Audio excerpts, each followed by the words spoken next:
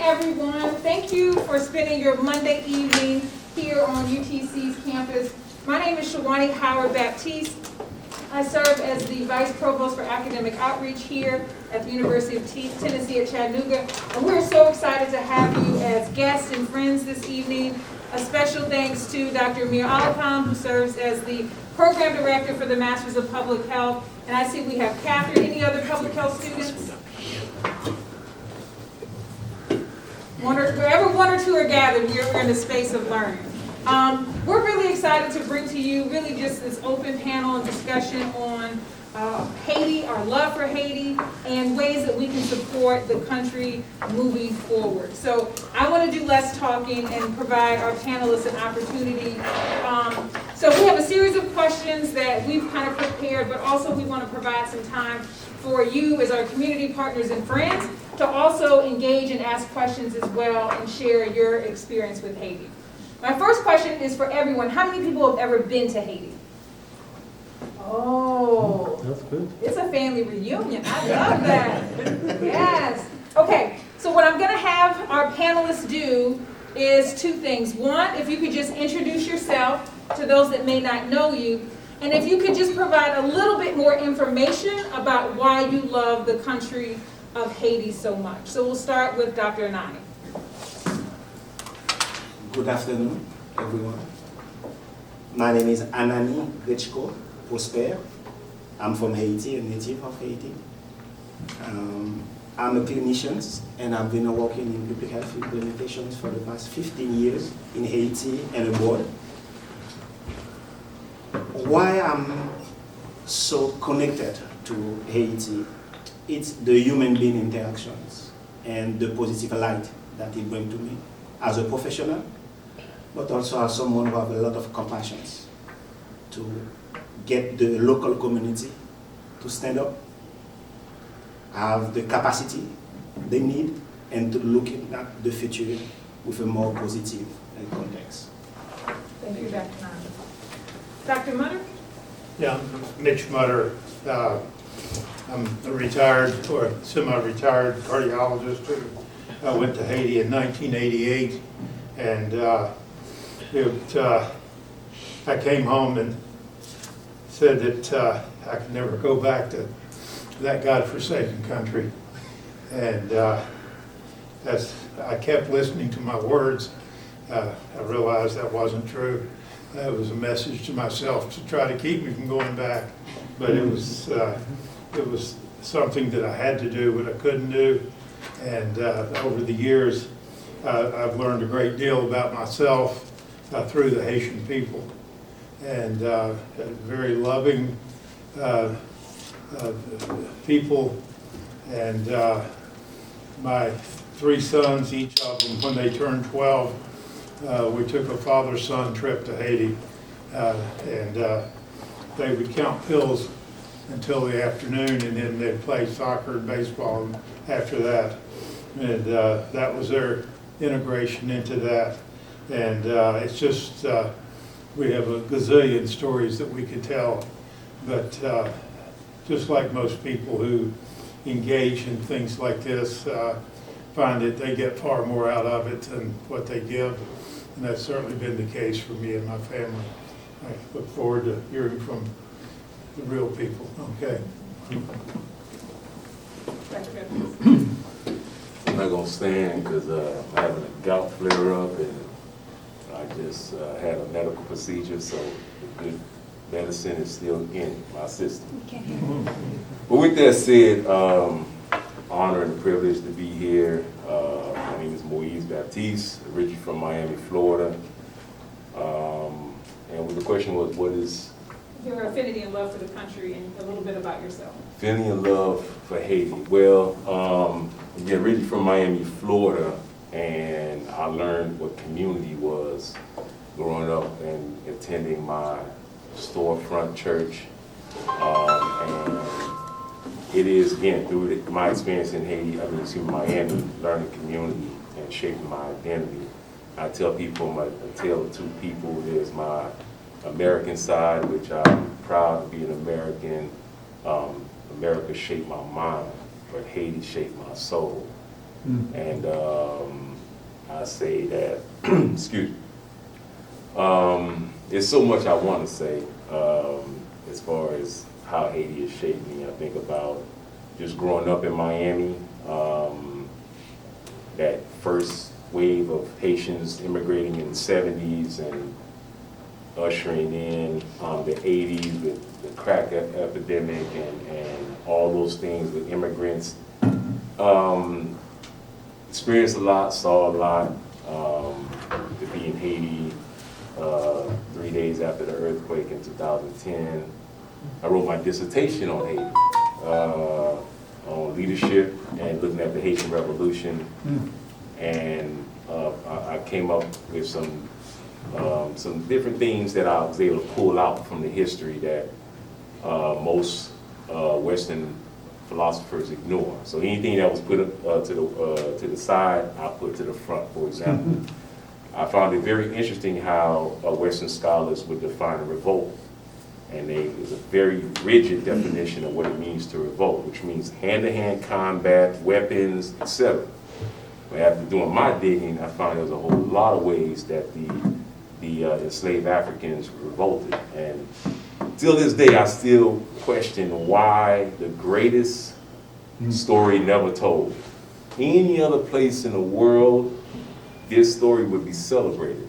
How did enslaved Africans defeat the most powerful military force in the world at the time, the French army, and there's not been one movie made about it? So if this, and the proximity from Miami to Haiti, right, the Western Hemisphere, all these things, right, that you know, I don't want to see another, I'm trying to think of one of the fairy tale swords people, King Arthur. If I see another King Arthur movie, for real, another one, right? But I think and I pray and I hope and I know that story will be told one day through cinema. And I think it will have the same impact that Black Panther had. And so I think Haiti's history is world history because without Haitian Revolution, the United States does not look the way it looked today. No one asked about why did Napoleon sell from Louisiana all the way to Canada at a discounted price. No one tells that story. And that should be a part of American history, but it's not. So I can keep going on, and this medicine is feeling good right now, so. But I'm gonna stop right there. We've got a doctor right here, your care. Thank you to Dr. Nani, to Dr. Mutter, and to Dr. Baptiste for sharing just kind of a little bit about their love and affinity for Haiti. One of the things that we want to do is shape kind of our conversation this evening, and so the Children's Nutrition Program of Haiti, who's going to pronounce that for me in Creole? Correctimo. Can we practice that together? Say it one more time. Correctimo. Ready? Correctimo. How did we do? Good. Pretty good? Okay. And I'm giving a brief overview of Haiti, and we can look in at the video. 11.5. Yes, working. 11.5 million people living in Haiti, and we have an infant mortality rate of 126 over 1,000 live births, meaning for every 1,000 live children at birth, 126 will die before they reach 1 year old. And those who survive, 26% of them will develop malnutrition before they reach the 5 years old.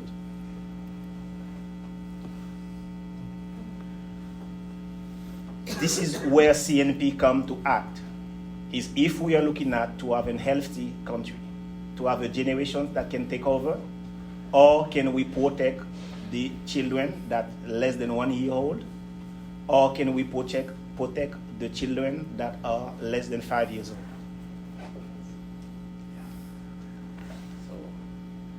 I think I will explain the video after, and I will let you looking at the video and see the video. I think We can better. share it with everyone as well. Yeah. Okay.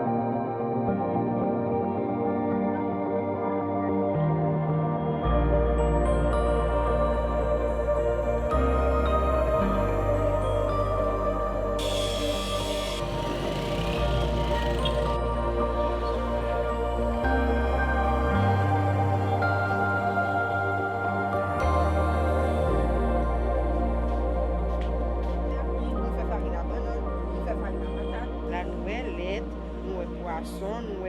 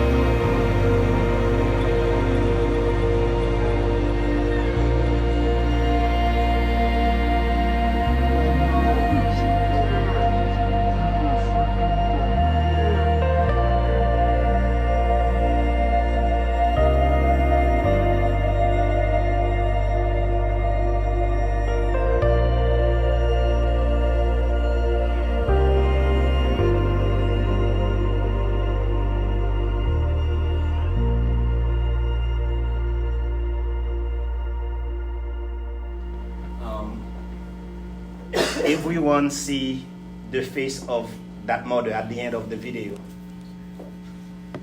Before to start, and she was very shocked and surprisingly happy also. And I will explain that later, but I wanted you to pay attention to that face. To start, we will talk about malnutrition.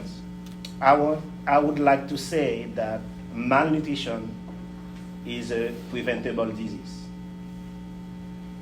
And as such, there is preventive care that can be implemented and to allow the local community to fight the malnutrition at local level. We're looking at what is the best knowledge locally, what is the best conditions that we can help the local to codify those knowledge, to have a better formulation of those knowledge, and or we can help them to disseminate those knowledge. We call that the positive deviance inquiry, by looking at among the caregiver who has the best practice to keep their children healthy. And we help them to identify the mechanism. It can be the grandma that is strict about hygiene, washing hands, mixing the food. And we go as a group and we invite other caregivers to have a 3 weeks training. It's a hands-on training where they practice every day. There's 2 hours exchange about one topic. It can be hygiene. Tomorrow it can be potable water. It can be how to use the latrine. It can be what fruit is available in that season, where to have the best price. And they go to the open market together. So it's a really hands-on training. And from there, as I said before, since it is a preventable disease, the educations with those new knowledge, at the end they prepare the food. So it is also a treatment, both level. And from there we help to protect those households to not reach what we call the severe and acute malnourished stage. So that video was a video 5 minutes to explain what the positive deviance inquiry means. Inquiry because we have to know what is available and affordable, and positive deviance because we help them to adapt and to adopt that practice. And we continue to do home visit to support that. That slide, it is as an institution, so what we're looking at is the Haitian government have the legitimacy and we have to work with them. It does not mean we give them money. I'm talking about overall legitimacy. Academic research institutions, one of the best way when you have a methodology, you want to test it, you go through some strict research that can validate those knowledge. And as here we are at the academic level, so it is very important for us to be able to do that. It means beside the output activities that we did, one of our outcomes is to make sure that we can disseminate those knowledge not only with other communities in Haiti, but internationally. As a matter of fact, the positive deviance was invented in Haiti, tested in Vietnam, and also in Indonesia. And 4 years ago, the Harvard Business School, they have a review, and they were looking at how to transfer the positive deviance from the healthcare perspective to a more business model, to learn from those companies that thrive and to understand why they thrive. I wanted to mention that. International agency, because they have a lot of resources and model and other metrics, and also international stakeholders and policymakers, so we can shift the thinking and the overall policy over years. Next slide, please. Quickly, when we have a child that is severely malnourished, the treatment is very simple. It is peanut butter, vegetable oil, and dry milk. We add some multivitamin. It is the common name, the generic name. It is ready to use therapeutic food. In Haiti, we call it plum peanut, and international, not Haiti, internationally, it is an international one. But it is produced in Haiti, in the north of Haiti. It is a medication. It is the only, and I repeat, it is the only drug, the only food that a severely malnourished kid receives during the first 6 weeks of that treatment. And I will show you what we do with that medication.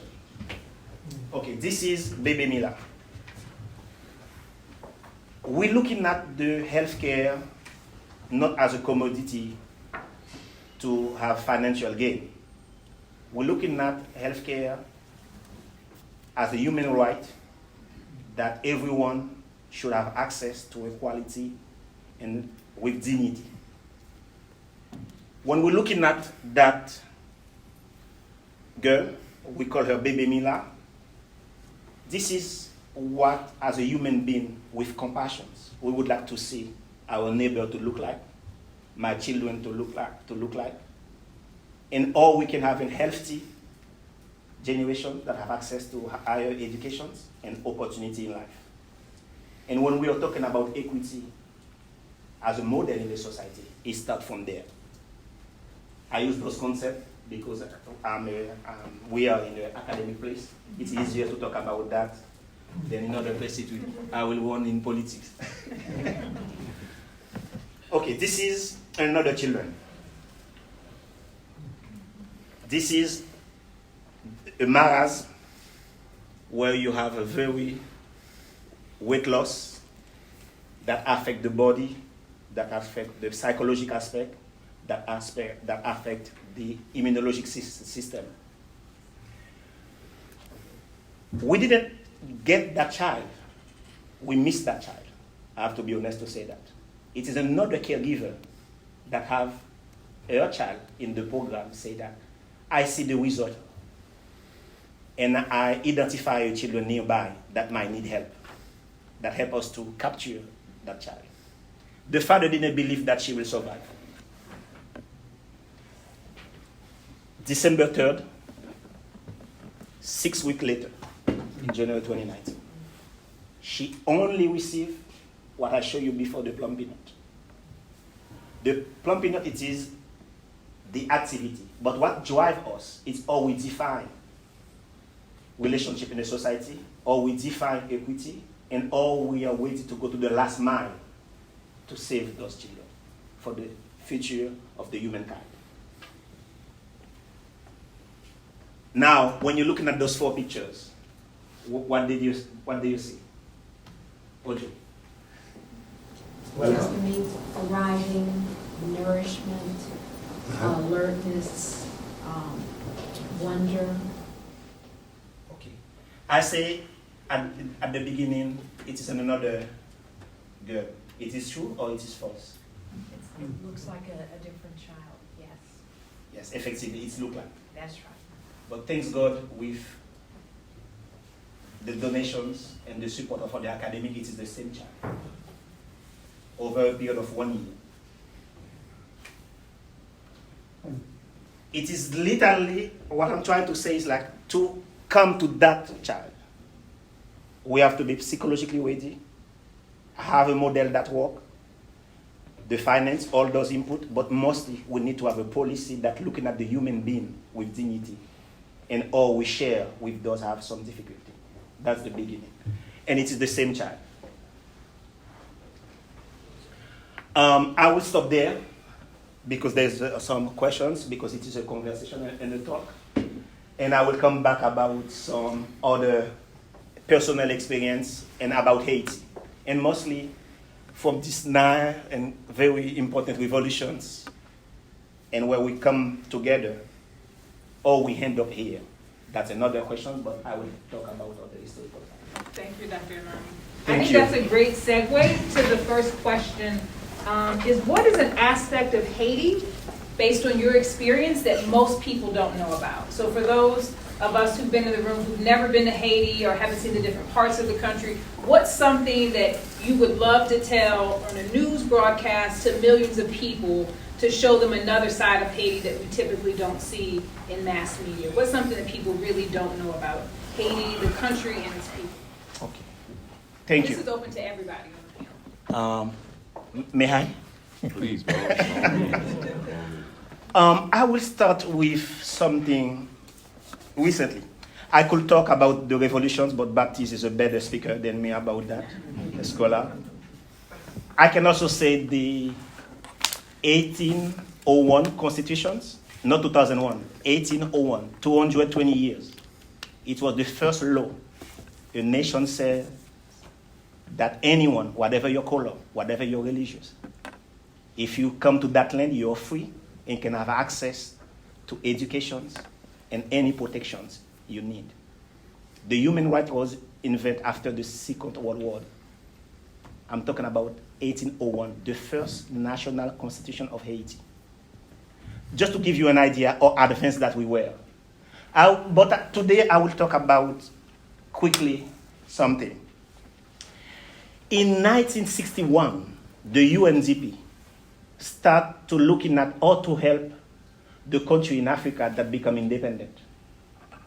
And when the French left and the Belgium left, would have no infrastructure left in place to build those nations. The UNDP come to Haiti and to ask for support. We have hundreds and thousands of professionals from Haiti that go to Cameroon, to Gabon, to Guinea, and to both Congo, Congo-Brazzaville and Congo-Kinshasa, from 1963 up to 1968. And some of them stayed there personally until 1990, when it became the Zaire after that. On that model, it was so successful that the Quebec region in Canada, the French part, opened an immigration policy for Haitians in nursing system and school system to go to Canada to develop the rural regions of the Quebec region. It is a more recent diplomatic and exchange that people doesn't know. What I'm go to that is to say that we had the human capital, we have the teaching system, we have the university system at that time to develop the country. So when we are looking at Haiti with 11.5 million people, we are not a group of people killing each other, kidnapping foreigners. We are a peaceful nation of 10 million people that have been living, looking at human being interactions, positive drive to develop the nations. This is the model I would like us to looking at as a positive light. And we can looking at that like Bebe Mila, and or we can go back. We did it in the past, we can do it again. I wanted to mention that as a historical fact. Thank you. Dr. Mutter, Dr. Baptiste? Sir, by all means, sir. Go ahead. No, I have so many stories, and as far as the impact of Haiti, one of the things that I always have been blown over by is out on the drug program and speaking over the last few years. I'd always say all problems are all local and all solutions are local. And so many times in the many, many trips in Haiti, people arrive and have all the solutions for Haiti and have all the answers. And after a while, you realize they have the answers. And we just need to help facilitate what they think needs to be done. And I just see that over and over again in Haiti. The ultimate answer, and the disheartening thing is the malnutrition. Chuck and Martha Sternberger here in very vital on our board and has done a lot in Haiti. But up until the earthquake in 2010, we took the malnutrition rate, the severe malnutrition in our region from 25% down to 3%. And but then with the earthquake, with the influx of all the people who wanted to help, that malnutrition rate went back up again to at least 25%. And our program is designed to teach people how to take care of themselves and feed themselves. But with the handout, give out program, that takes them back the opposite direction you want them to go. And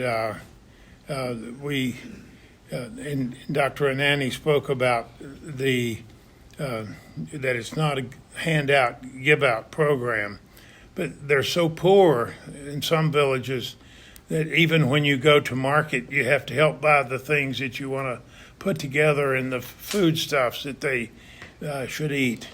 But and when we talk about malnutrition severe and when they need to be admitted to the hospital, we're talking about they're too sick to even eat. You put food in their mouth. In the hospital one time, I saw a mother trying to put guava jelly down a child's mouth, and the child was basically unconscious, trying to resuscitate her child. And so when they're that way, they need a feeding tube with the World Health Organization solutions with protein and powdered milk and sugar that will bring them back. When they're alert enough, like these children, then it's the plumpy nut, it's the peanut butter, it's enriched, that becomes the food stuff. And the thing that we feared, and it just seems to keep repeating itself, is they keep wanting to live off the peanut butter. There's a lot better food out there, look at me, than peanut butter. And so we need to get them to eating the proper foods, and that our dream is that we can do that with a Corey Tu Moon Center and train people how to live with their own foods and environment, and that sort of thing. So I've gone on too long. Go ahead. Things that would surprise people. So we've put on a few education conferences starting 2010. So that was January. By that summer, we had held our first Teachers Summer Institute in Kwadebuke. One of my fraternity brothers has a school there, Shalom Academy, and he went to Haiti, I think, the day after the earthquake to help start mobilizing and just doing whatever needs to be done. On that 2010 first conference was attended by 15 people. The air temperature was 104, and it was under one of those big military tents that was left over from months before, and I think under the tent it was 120. And those people came every day for 5 days to attend that conference. I'll say 5-6 years later, proud to say that we've worked with over 1,000 teachers and maybe an impact of maybe over 100,000 children that based on the training that we provided. And again, the teachers were the experts. They would tell us what they want. We would recruit educators on their own dime and say, this is a volunteer opportunity. You come on your own dime to serve, and the teachers in Haiti would then give back. So it was very, it was a relationship where it wasn't just Americans coming to tell Haitians what to do. It was very much so a collaborative effort. But one of the things that really stood out to me was some of my fraternity brothers from Cornell University, engineering majors. And they didn't have their tools with them, but they were learning how to build the way the Haitians do. And when they came down to, for example, to bend, rebar, they were able to do it to the exact measurement using a stick, 4 nails and able to bend it to the exact measurement. And the Cornell students could not understand how they were able to do it. And that just kept going on, and watch the Haitian young guys and young ladies sit back and watch, and on the first try pick up anything they're shown.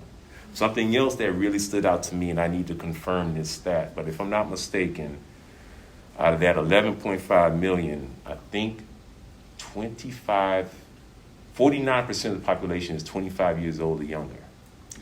And that gives me a whole lot of hope, because I just think about, imagine one coding program in Haiti, getting those young people introduced to just coding and the future ramifications of that.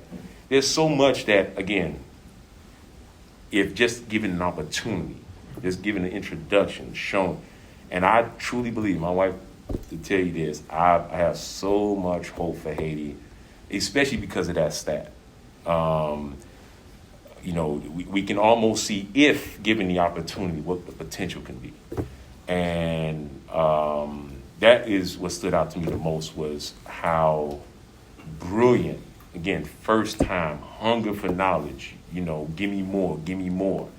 At the education conference, every year we had to turn people away because we just didn't have enough room. And that's what stands out to me the most, and what I think would surprise people is how brilliant those people are. And that's not enough to say it nice, literally testing off the charts, just brilliant people that just need an opportunity. Dr. Nani, I'll come back to you. People have good intentions and want to help Haiti. What does help look like for those of us living in the United States, particularly since we're here in this country? What does help look like? So we've talked about good intentions, and people just say that they want to help. I've even seen, I'll tell you all this story with that's my husband, the gentleman on the very end. We've been together for 15 years, and I knew when I met him, because he loved Haiti, that if I was going to be with him, I was going to love Haiti too. And he knows that was like rule number 1. And it's a true statement. But the other piece I'll share with you all is that early on in that earthquake after 2010, he was going 2 or 3 times a year, and I would say, Mo, when can I go? I'm ready to go. He's like, you're not ready. What do you mean I'm not ready? Yes. I'm ready to go. I'm finished with school. I have this degree. I'm in public health. I just really want to go. And he would say, you're not ready. What skills are you going to bring? And I'm like, well, whatever skills you need. He said, that's not how it works. In Haiti, Dr. Mudder, Mo and I were kind of rolling our eyes, because what you were saying really resonates with us in terms of everything that Haiti needs, Haiti already has, right? And how do we think about that opportunity? And so my cousin, come on in. My cousin, Sean, who's a nurse, met Mo. We weren't even married. We weren't even engaged, right? He met my cousin, Sean, who is a nurse. 3 weeks later, Sean was in Haiti. How does Sean get to go to Haiti? And I don't get to go to Haiti. He said, Sean can do testing, Sean can check for lice, Sean can do physical. He listed a list, had 10, 15 things that Sean could do, and I was like, yeah, my cousin Sean, who's a nurse, can do all those things. So it was almost 2 years later before his parents, who I absolutely adore, and Mo agreed to say, okay, I think she's ready now. Because I was teaching CPR and first aid. It's like, what skill are you coming with to the country other than just a desire just to say, I just want to help people? So I'll start with Dr. Nani and then go down to the panelists. We all have good intentions. And we all maybe have this desire to help. Dr. Mudders, you said you can't go to Haiti and come back the same. You just can't. I think everybody in this room can attest it. You cannot go to Haiti and come back the same. There's going to be something that will trigger in all of your experience in being that is going to want to go back in some form or fashion. So how do we move beyond our good intentions and think about how we can help in a more impactful and sustainable way? Thank you. First, I'm saying that we have to start to listen and to observe. We have some preconceived idea that when we go, we will travel there, what we will do, and not paying attention to listen. And these very key words, it's been a missing opportunity for the Haitian nation, We lost a lot of collaborations. But also, the UN system failed in Haiti twice, and billions of dollars get wasted. It is a country that have its beliefs and the way they organize the society. I'm taking one example. One of the biggest problems that we had during the Ebola response, it was we came about death definitions at Westerners. Do not touch your mom who has Ebola. You will die. Let her alone. And it was a total opposite from the beliefs and anthropological perspective in West Africa. You growing up, your mom and your dad after God, this is what comes for you, the most important thing. So when someone comes to tell you that do not touch your mom, let her die in her vomit, in her diarrhea, you're looking at that person who say that, go out, never come back again. And this is what happened to us in Liberia. So when I arrived in September 2014, the first 2 months that I did, it was try to bring back that concept to the entire international response. To Haiti, it's the same thing. We believe about how we live together, how we want to help people. Listen to our need or to organize the resources, bring additional competencies. So when someone needs to help, I will use that model, looking at what the Episcopal Church did in Haiti. They built school, healthcare system, and help the Haitians by themselves to become autonomous, to become self-sufficient. I will take 2 examples quickly. What does that mean? I was able to help to build the only, and I pay attention to that, the only teaching hospital in the Caribbean. You can go do your medical residency, and the U.S. Board of Education will validate your training. It is at the Mir-Ballet Hospital. As a matter of fact, Haiti has the first state university that have a faculty medicine in the Caribbean. So the resources is there. They are intelligent. We need, when we come, to listen and to adapt what we bring. So I spent 10 years working in Haiti, building health system. Each time that I went to a new community, I have to pay attention to listen, and or I can adapt what I bring to the need and the request of the populations. And there we start to work together and with them. I would say it is that first step.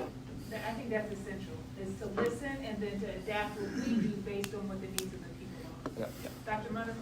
I think I learned one important aspect of helping when I was 7 years old, many years before I went to Haiti. My parents were deaf mutes, and we were very poor.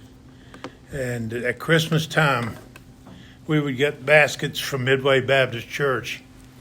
And my twin brother and I started working in the tobacco fields and farms to make money to buy our clothes and do things. And we were pretty proud.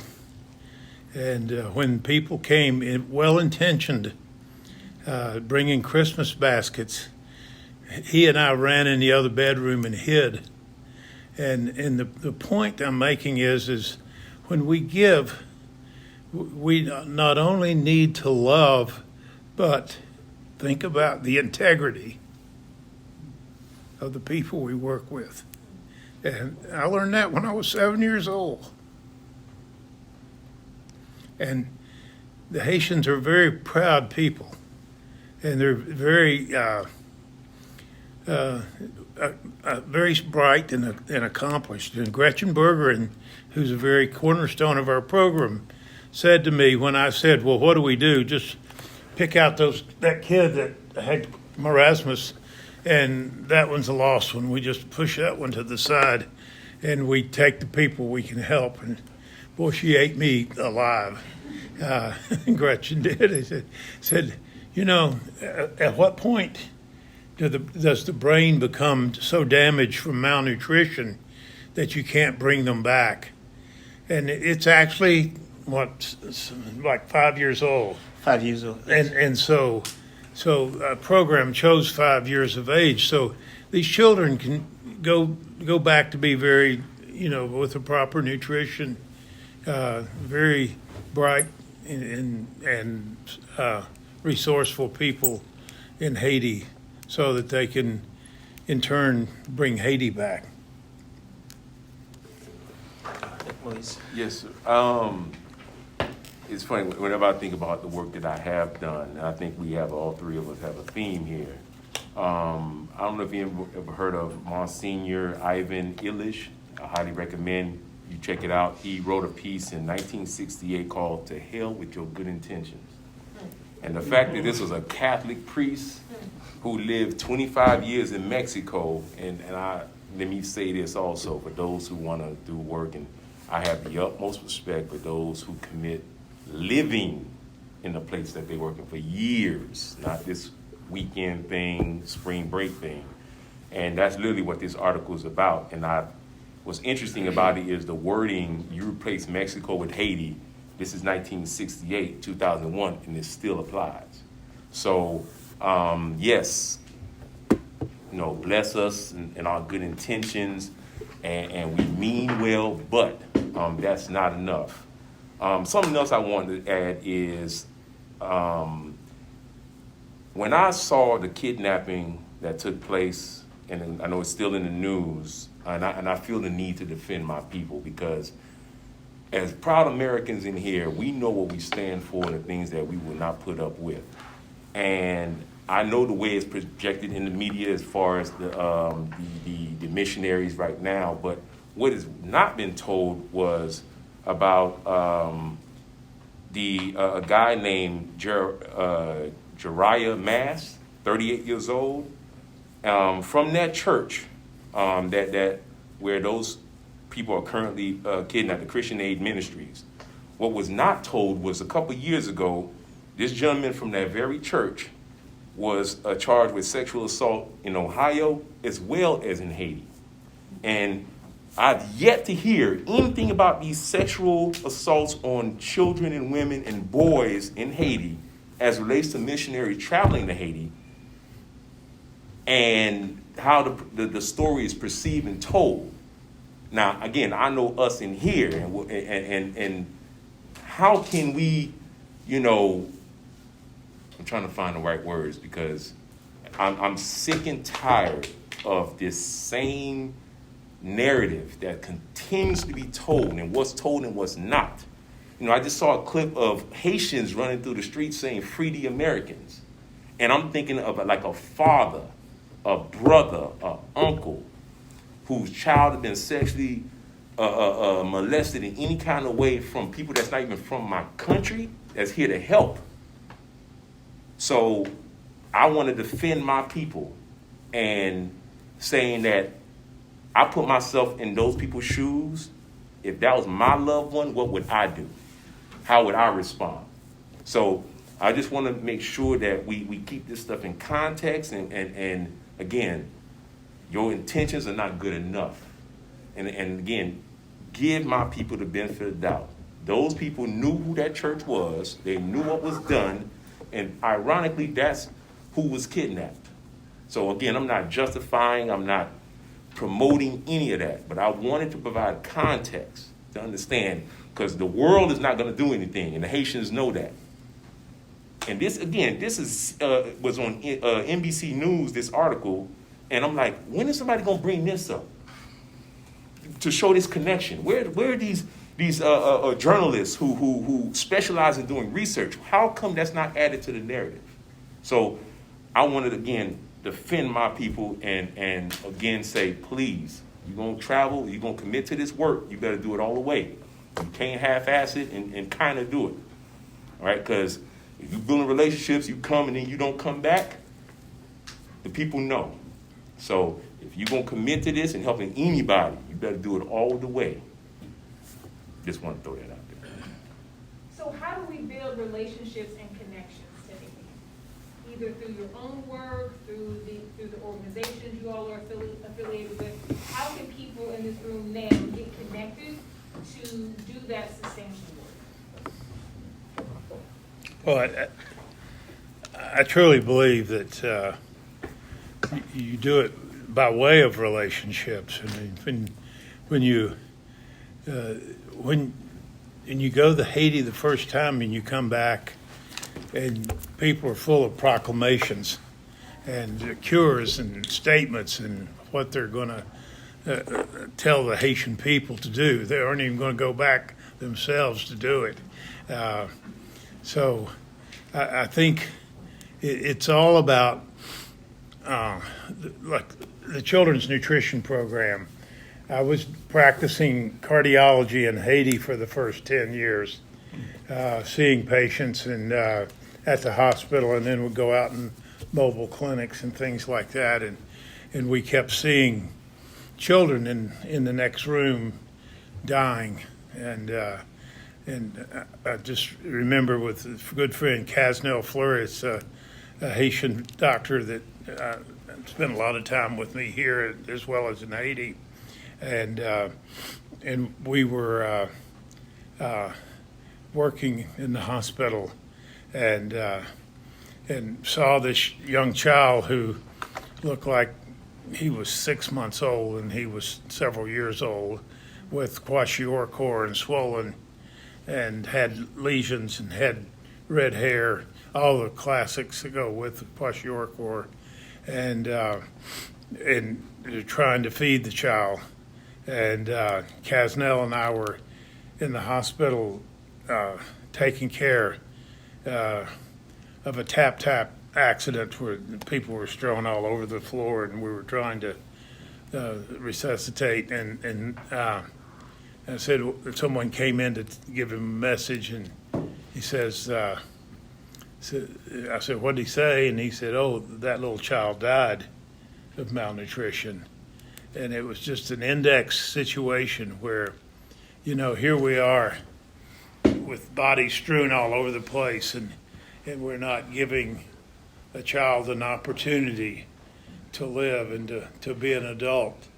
And so that happened in the late 90s, and with all other, God put other people in together, the Sternbergs and the Talberts and Peter Rawlings here, and Peter Ferris and Rick Torak, who had the sandbox or shoebox accounting system long before we had computers, I think.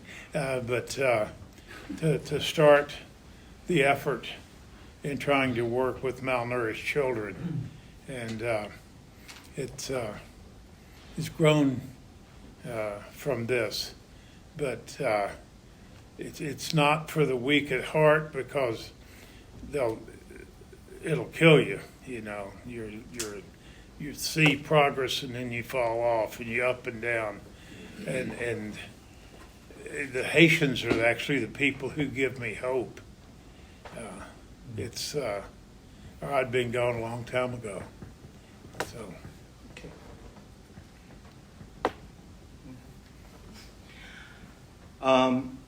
The civil society connections, it's a good way to look at the sustainability and the long-term perspective for those support. I will take a quick example. In August, last week of August 2020, I had the chance by accident, really by accident, to be part of 33 people in the entire United States that have access to a military base in Alabama to work on the Ebola response. I was not qualified for that because I'm not a US citizen. So they say, no, I cannot be there. After that, Partners in Health work with Harvard, sent a document, and they asked me to sign all the paper you can imagine. I don't even know what I signed, where I waive all my right. So they go to looking at all my past to be there. Why I come to that? Why in Haitian, without a US citizenship, end up to be one of the 32 people in the entire United States that have the skill to work on Ebola? It starts by civil society connections. The Tennessee Valley Episcopal Church, building school in Haiti, I receive access to education. My family keep me on that part. But it starts there. So all this history that I will not talk about today is started by these connections. So in one word, or concept in the academic perspective, looking at the capacity building. Our best, when we want to help the society, we transfer to them the capacity to build a good future. It's the best way to start from them. I will not say to start to transfer money to government, but the civil society, connections, human to human, and training capacity, healthcare services, and we will be able to do it. It will take time. I'm talking about 25, 30 years. But it's work in the past, if you allow me for 1 minute to mention that.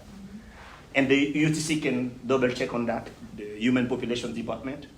Or they develop South Korea. Or they develop Israel, Finland, Poland. There is a program of transfer of knowledge that starts with Japan after the World War II, where we have dozens of children from Japan come to the US for high school and college. When the South Korea war was there, the North Korea war was more developed than the South Korea. People forget that. UTC again can double check what I'm saying. They have a massive program of education and building the capacity in that country. And now South Korea have the lead on many technology. The starting point is us as Haitians. We have to know what we want and to come together. And then the sustainability, it's go on transfer of capacity, knowledge, and a dissemination of those technology. An interesting story. Patricia is not here tonight. She's our executive director. And if you see her for 2 seconds, she's telling you about Haiti. So she's impassioned by it. And a nanny and Patricia were at Macaulay School speaking and leaving, and a vehicle was stopped and they couldn't get around it. So finally they go up and there's a young man slumped over the steering wheel and a drug overdose. They call 911 and this poor police officer shows up. It's here, and he couldn't escape without hearing about Haiti, and so he's here tonight.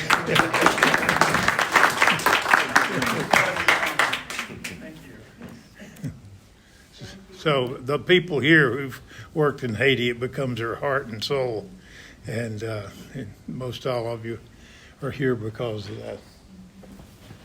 Okay, Mo, we'll let you wrap it up in terms of sharing how do we build those relationships and connections before we open it up to the audience. I'll build connections. And relationships with people who want to say, I've heard so much, I'm committed. How do I connect? How do I get there? You know what? I'm gonna take something from Monsignor Illich, who said, vacation in Haiti. Spend your money in Haiti. We got some bomb-ass beaches.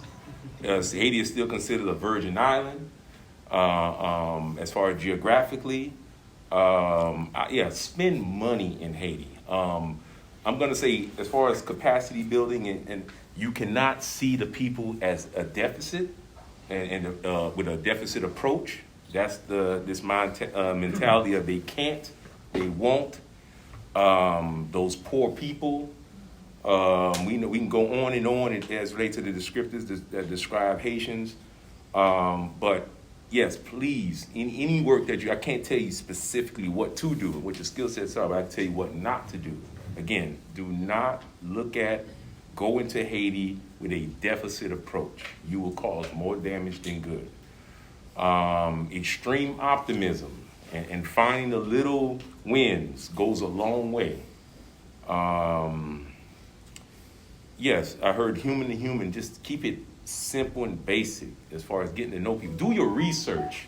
C.L.R. James's Black Jacobian, which was a real important book as relates to my dissertation. C.L.R. James was from the country of Martinique, and he writes about the Haitian Revolution. It reads like a play because he describes the Haitian Revolution, the French Revolution, and the American Revolution all going on at the same time, and how all these things intersect. So I would say definitely I can send y'all a reading list of, golly, I think my dissertation, my bibliography might be single space. might be about 10, 11 pages of nothing but sources, maybe actually closer to 15, 20. So there's plenty of information out there. At the very least, do your research, learn as much as you can about the country, speak to and get to know people from the country before traveling. Just trying to keep it as simple as possible as far as on a basic humanistic level. They're people more than before anything else. They're just regular old people. So that's what I would say. Mo, could I tag on to what you were saying about Yes. the revolution earlier? I don't know if anybody's been to Savannah, Georgia, but there is a Yes. monument that commemorates 200 Haitian troops who came to help us fight the British. They just came on their own, came out up the Savannah River. So there's that. Thank you for that. And the Monroe Doctrine, which was in, I think, 1823, which says that anything that happens in the Western Hemisphere is as relates to any military force is considered a threat. And Haiti won its independence in 1804, and I just always wondered how was Haiti placed or viewed as relates to the context of the Monroe Doctrine. It's one of the things I still think about. But yeah. Questions from our audience? So we've learned that we need to have integrity, we need to be open, and we need to be active listeners. Yes. What Mitch has not mentioned is that the first few years that Mitch and I were doing little medical clinics in Haiti, and we were overcome with good intentions. But we were so foolish, we were so blind to all of these malnourished children coming to our clinics. We didn't get it for several years. So sometimes it's that repetitive learning with all our North American wisdom and all that foolishness, we just didn't get it. But we But you finally... kept going back. Beg your pardon? Kept going back. We kept going back. And we began to learn a little bit, and then kaboom. So we didn't need Mitch's specialty. We sure didn't need mine. I'm a neurosurgeon. That was foolishness. But what we found that these folks were literally dying because of the lack of care and effort for malnutrition. And that's when the Children's Nutrition Program of Haiti began. And yay for us that we discovered that finally. And follow that up with a Gretchen Berggren story, who is really the cornerstone and designed our program when we started, is that the positive deviant child comes from researching the village that you're going into. You take a census and you write all the things, number of children, all these things, and down, and the health workers do that. And so they went into one village and did that, and then they implemented the T4A, where you teach them how to eat, and all the different best practices, and then went back a year or two later and took the same survey. And then originally there was a huge number of families that had children that died with red hair, swollen bellies, and sores, kwashiorkor. They had a large number. But then when they took the second survey in the same village, they had no one that died like that, because they couldn't imagine having that knowledge that would have saved that child's life right at their fingertips. They had the black beans with protein, and of course the Americans taught them how to process rice, and they had the rice unprocessed that was healthier, and all the different things that Gretchen tells that story all the time about how until after a little bit of knowledge impacts, then it goes a long way. Other questions? I know that many of us, and I want to be respectful of, well, we're past that respectful part of our time now, but we're having such a great conversation. As we wrap up, what is something that Haiti has taught you about yourself? Because I know there's quite a few of us in the room who've been to Haiti, and this is open to anyone here. So the panelists and our audience, what has Haiti taught you about yourself? I'm letting the public to answer first. People who travel to Haiti. Charlie? That's a tough question. You're not supposed to ask. This is after hours. You're not supposed You're to right, ask. you're right now. Charlie's built Petit Harpo in the school. Yes. Again, reminded me of the things that I take for granted. And much in line with what the panelists have been saying, that I don't have the answers. And going down there, and I've been going down there, I guess the first time was 22 years ago, and working in part of the Legon community where built the school and we're invested in that community now. And just trying to understand, and particularly after the earthquake, because then we're like, okay, we're gonna build houses, we're gonna do all this, and we really had to say, what does that need to look like for you before we just go in there, we're gonna redo everything. And really some listening sessions, at the same time, your sense of urgency to try to do something is dramatic, for obvious reasons, but you still have to make sure you listen and step back and then act. And so that's not always a strong suit of mine. No, so that's one thing I'm reminded of constantly.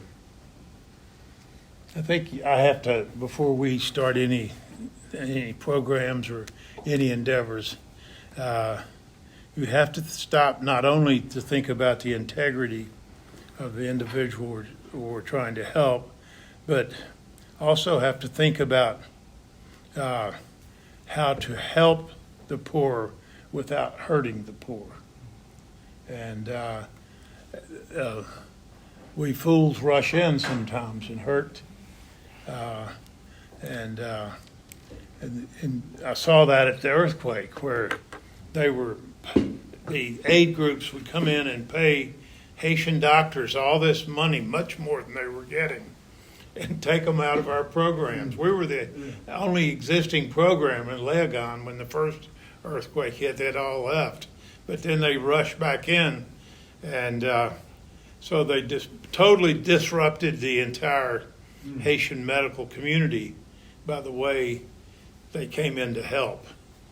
But we have to think about that too.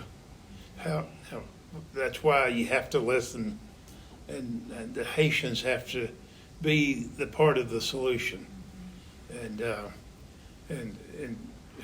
that we don't hurt. Like we apply for grants. I also do volunteers in medicine, and the new executive director was applying for a grant, and it sounded like an awful lot of work for safety net money. And I said, well, can we afford to do this?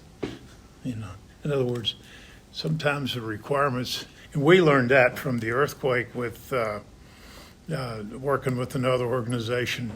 We just about went bankrupt trying to do it their way.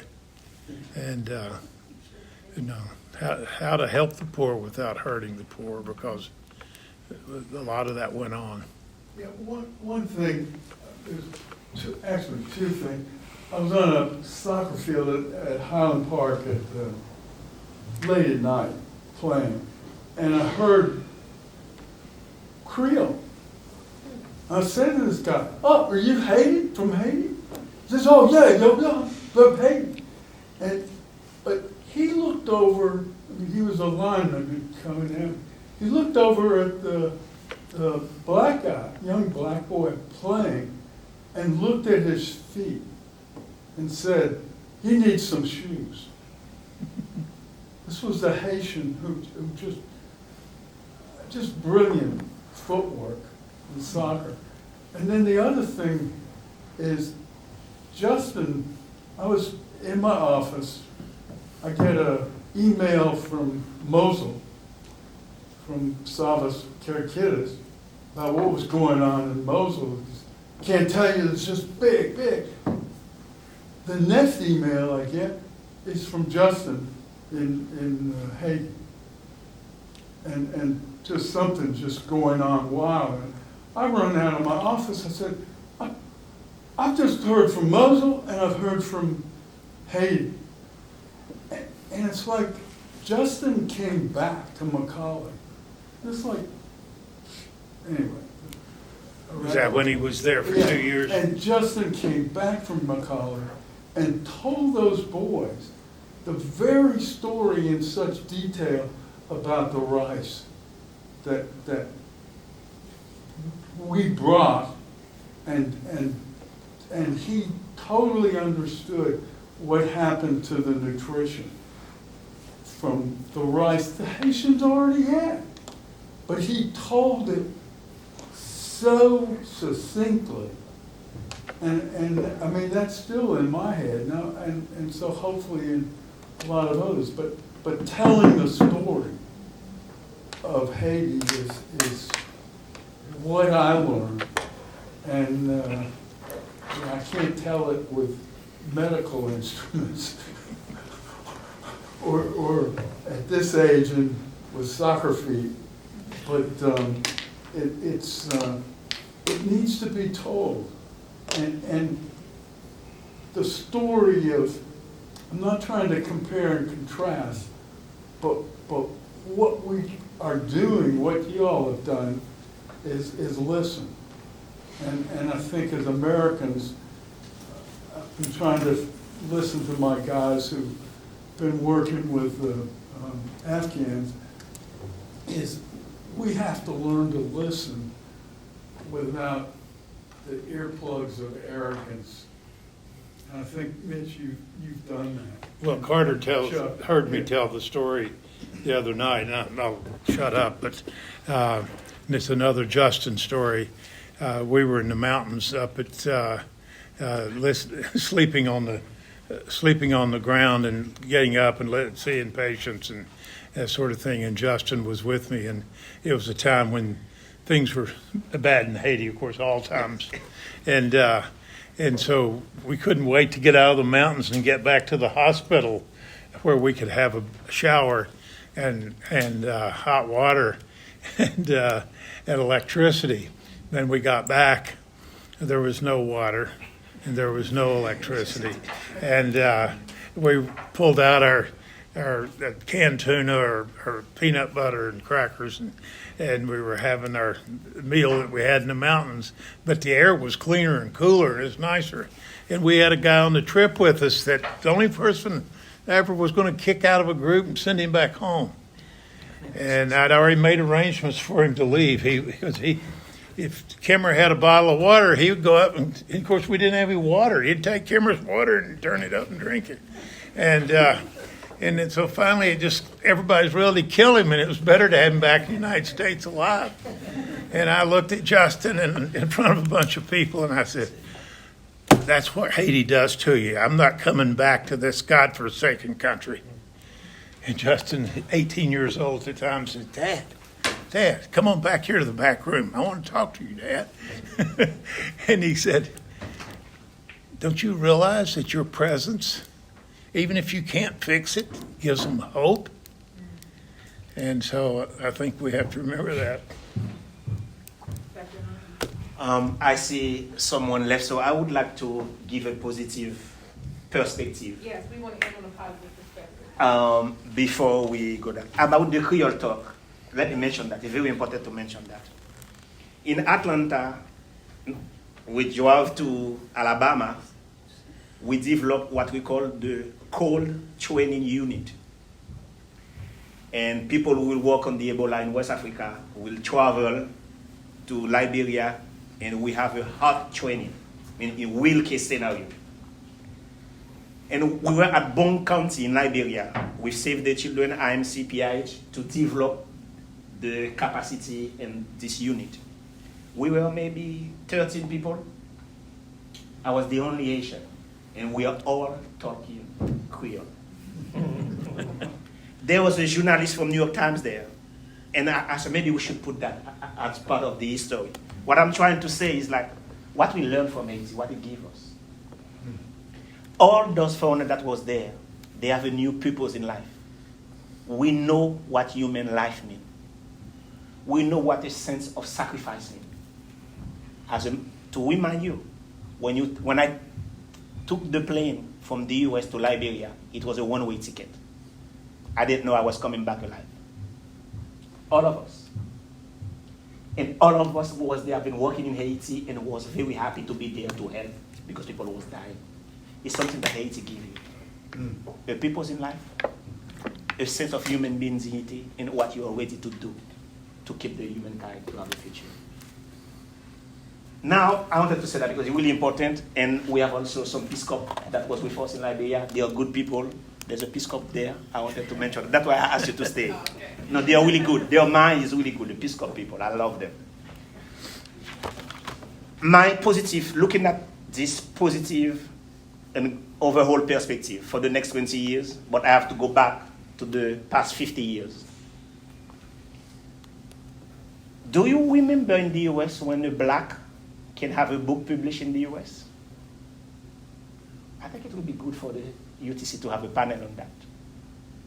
It would be good to remember when the Haitian was the only black to publish book in the entire United States. And I'm talking about late 1940s, after the World War II. At the UN system, most of the diplomats was Haitian. When in 1970s, the US want Taiwan to go out of the UN and for China to become part of the UN system, Haiti was one of the few countries that opposed that. Because we believe in auto-determination of the people. We can have both at that time. We didn't think it should be separated. Why come to that? Why go back to the past? The actual building of the Haiti embassy in Washington, D.C., it is the building the Taiwan government had as their embassy in Washington, D.C. Anytime you go to D.C., you can go to looking at that beautiful building. It's part of that friendship that we had with Taiwan.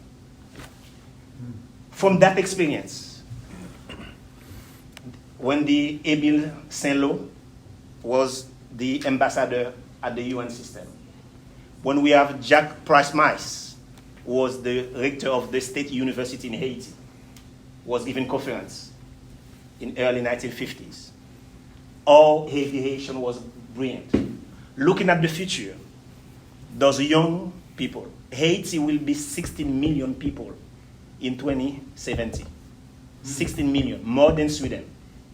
Looking at what we can do with this human capital that we see, education, and continue to keep their love and their connection together. And from there, we can see the positive contributions Haiti can bring. When I take the example of Taiwan, it means that Haiti see that we cannot let Taiwan behind before what the US is fighting right now. So we can be part of that fight for democracy, autodetermination of people, because we will have 16 million of young, dynamic people that want to learn and to contribute positively to the humankind and the future of the United States, because we are neighbor also. Thank you so much. Wow. Yeah. Dr. Baptiste, final word? Final words, I'm trying to, I had a thought too, but as it relates to the 16 million people, and by the way, Haiti is the size of the state of Maryland, so the picture is 16 million people in the size of the state of Maryland. How did Haiti influence me, change me? Is that what you said? Well, the final question was just kind of ending on a positive note. Positive note, man. Little short story. I just remember, just every time I go, I'm always fascinated by the things that I do without, right? And man, there's nothing like a cold shower in Haiti. There's cold showers, miserable, but one in Haiti just feels different.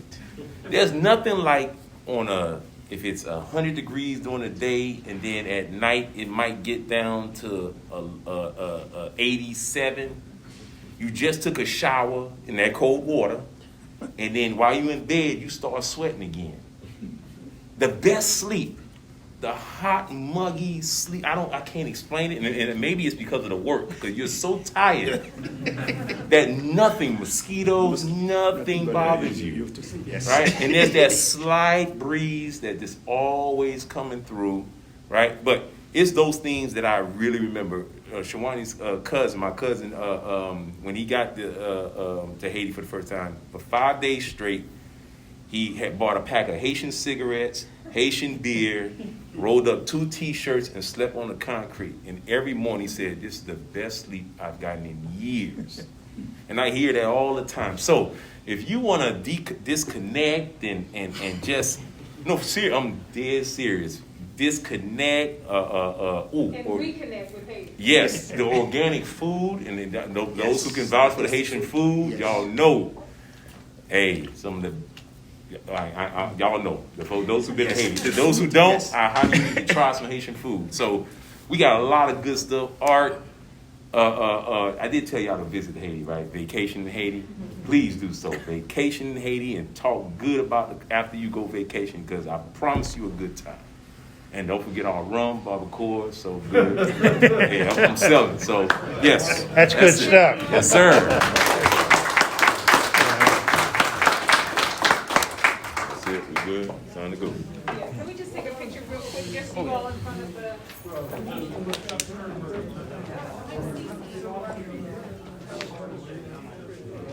Thank you all. It was so... Do we have a mask on or mask off with the picture? Yes. No, thank you for having this right idea. And we can have many panels on many other different topics. We're going to have to do this again. Close ready? I won't bite you.